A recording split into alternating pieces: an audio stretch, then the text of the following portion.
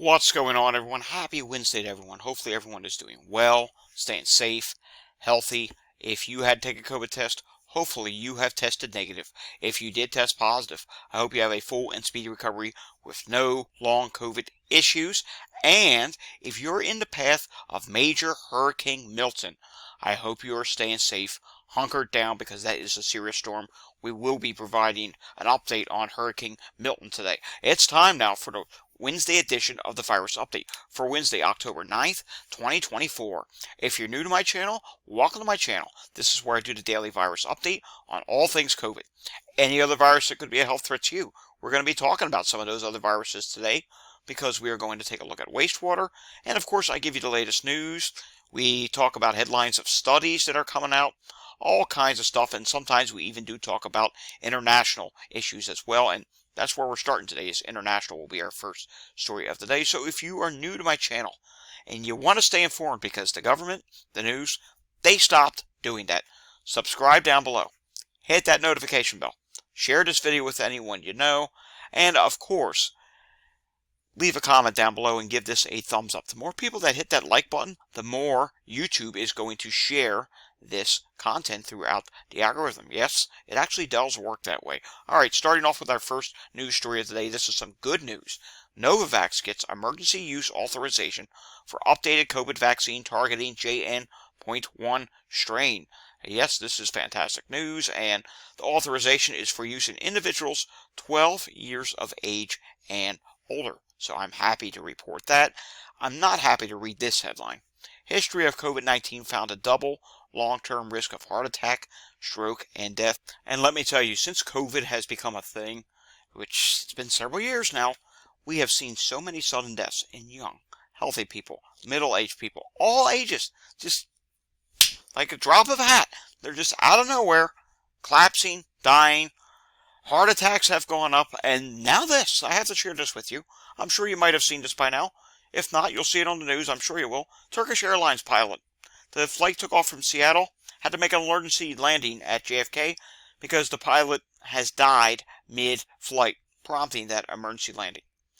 When's someone going to wake up and say, why is this happening so much? It's not normal. I see people say, wow, I wonder what caused that to happen, or wow. Hello. We're in the days of COVID, where COVID can cause a lot of things, but no one wants to bother and read all these studies that are out there. The media doesn't want to share the studies. I think there's so many studies that come out with COVID. I think at least one study on COVID should be shown in your local news each and every newscast to warn of what's going on. But God forbid we do that, the economy might actually take a hit. People might actually stop going out to restaurants. People might actually stop spending money. Oh, wait a second. This is scary. Maybe we shouldn't do that. Oh, and it's also election year.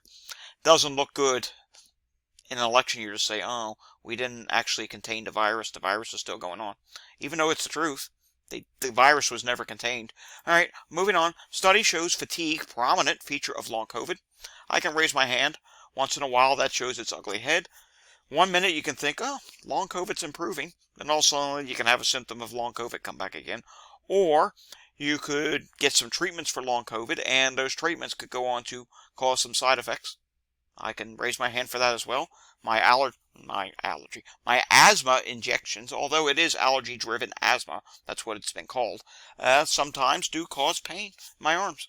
Wouldn't have needed to get those injections if I had never gotten COVID back in 2020, because prior to COVID, I was not diagnosed with asthma. All right, Mpox.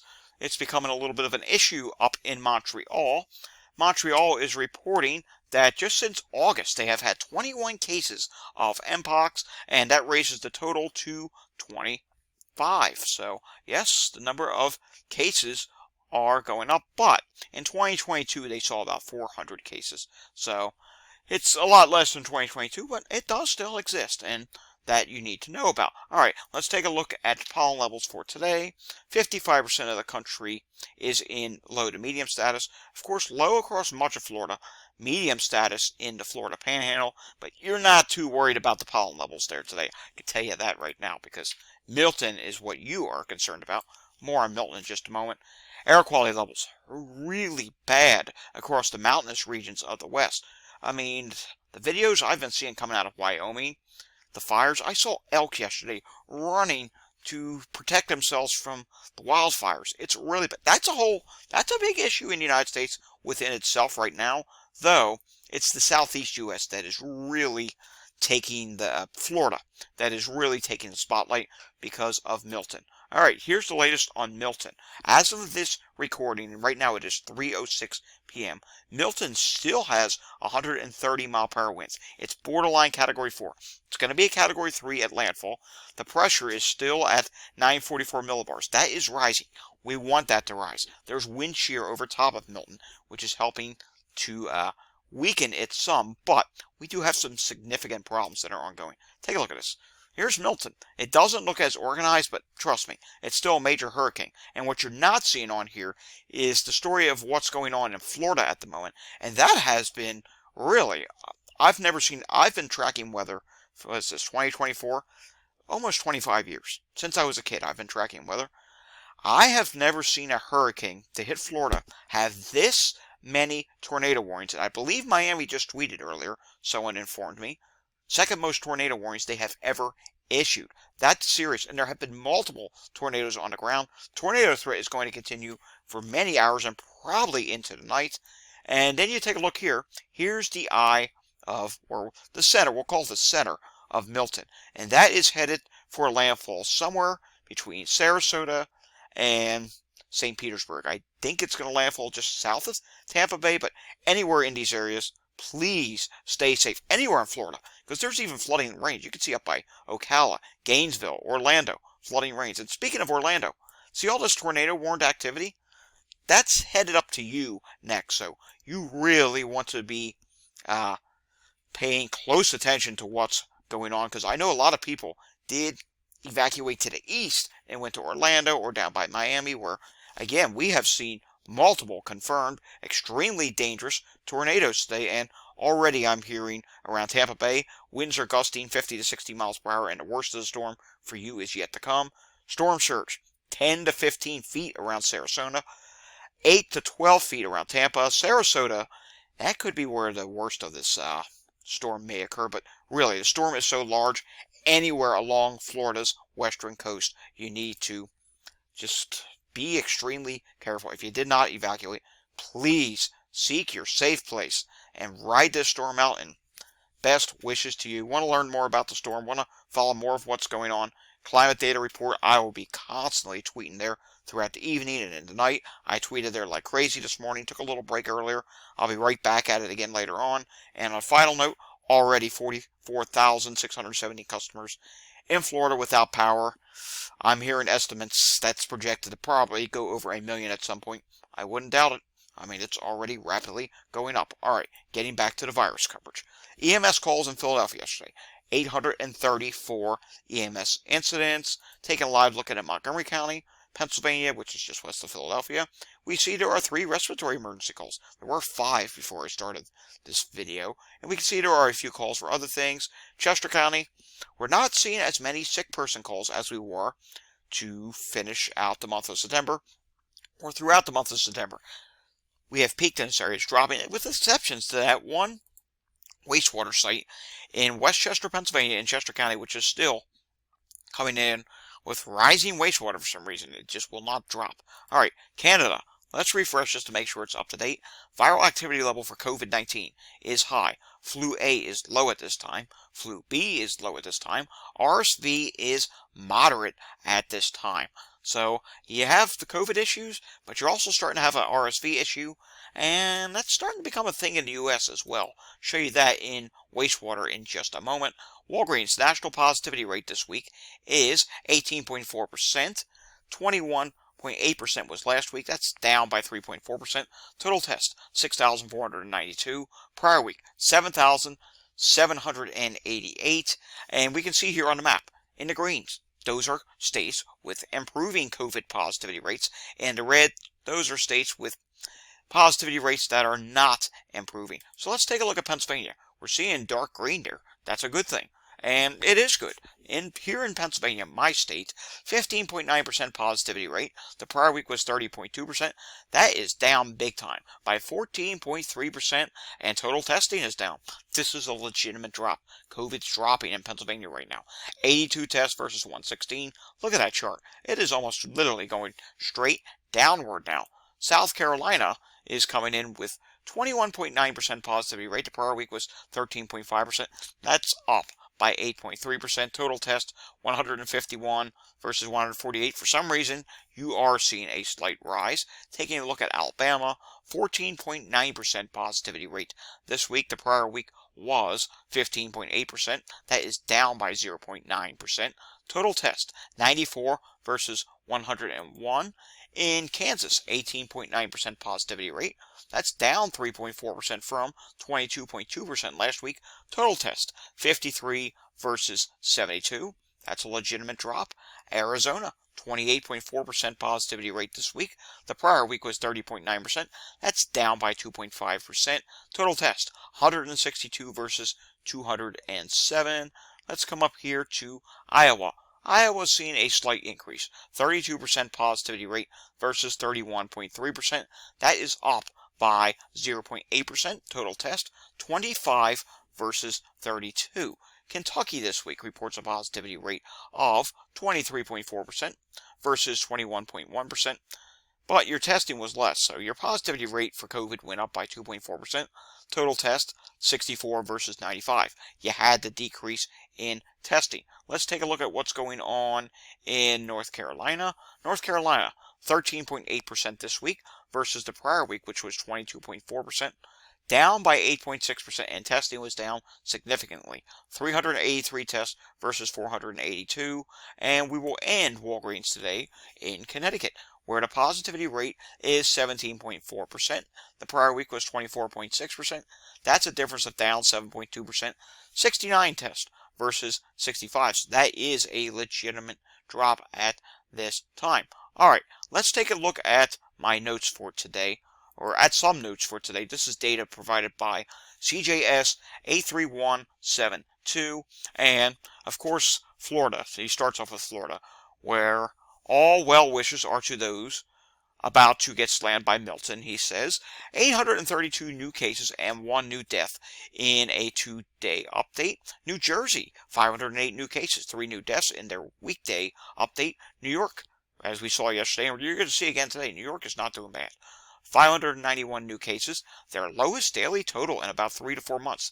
That I did not know. Wow, that's fantastic news. Virginia, 434 new cases and 36 new deaths added to their cumulative open data portal. And Puerto Rico, 304 new cases and 2 new deaths in their daily update. Maryland, 777 new cases in his home state. First time under 1,000 weekly cases in about 3 months, but they still added 16 new deaths.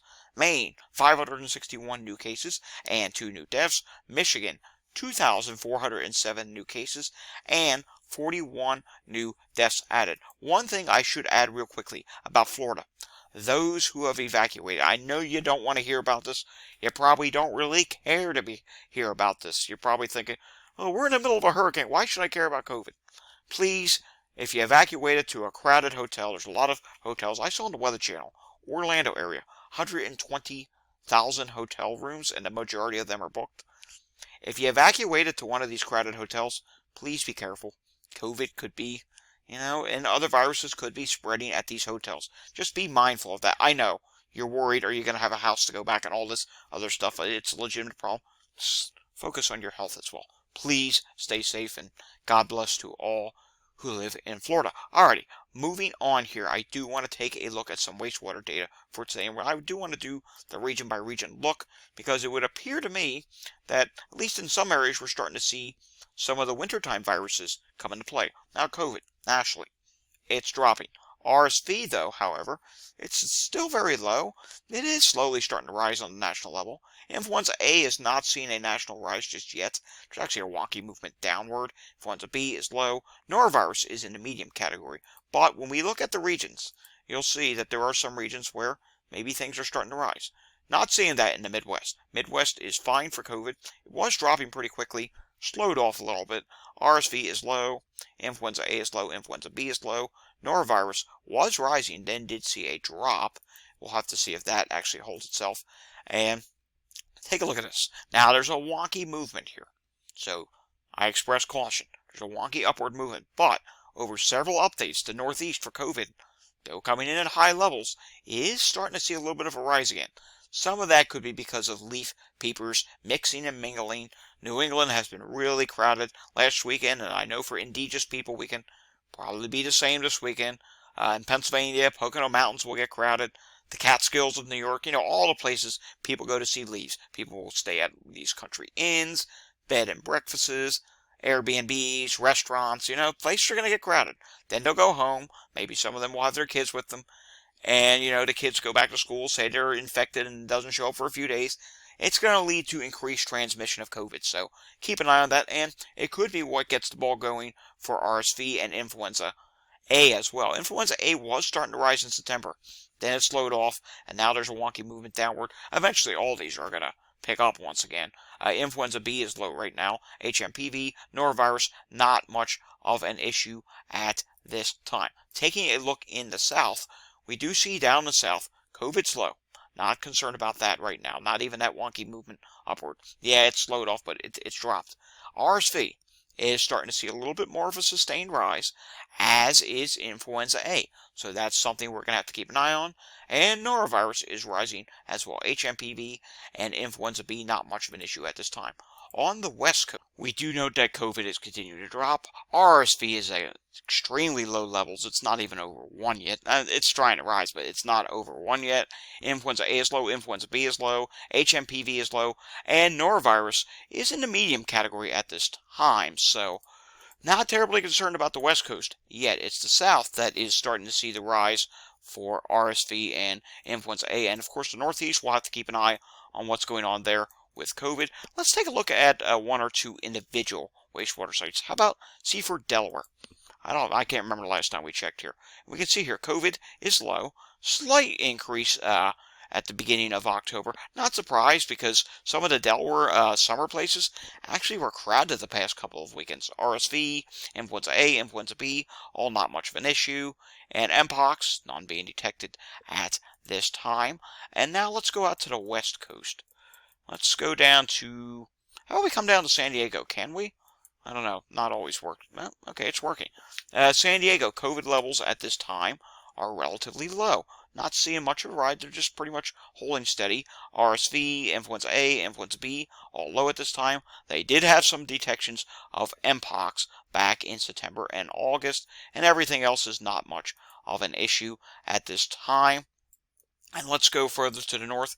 Can we come up here to Idaho and see what's going on there? How about we come... Yeah, let's see. Sometimes these sites do not work. This is Boise, Idaho area. Let's take a look. Okay. COVID is coming in at high, and it does look like for a couple updates now you're starting to rise once again. RSV is low. Influenza A is low. Influenza B is still listed as low.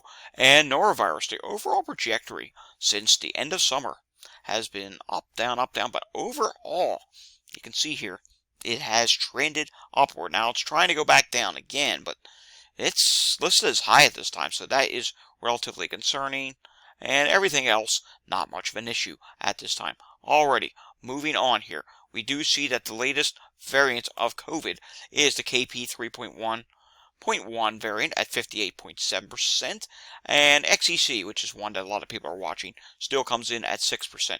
Taking a look at New Jersey for today, and I do need to pull up hospitalizations here, we do see 264 hospitalizations. That very well could be a correct number. 69 out of 70 hospitals reporting. I'm very happy that New Jersey's coming down.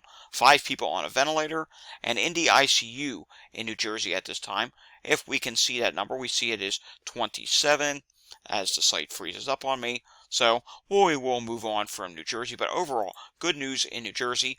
New York State today, 560 people have tested positive for COVID in the last 24 hours, and the hospitalizations, they continue to drop. 806. So these numbers are coming down. Alrighty, folks, that does it for the Wednesday edition of the Virus Update. Again, if you're in the path of Milton, please stay safe. Climate Data Report is my other X account. You can follow that on. If you're new to my channel, subscribe down below. If you liked the video, give it a thumbs up, hit the notification bell, share this video with anyone you know, and leave your comments down below. I will see you all again next time. Until I see you again next time, stay safe, everyone, and have a fantastic Wednesday afternoon.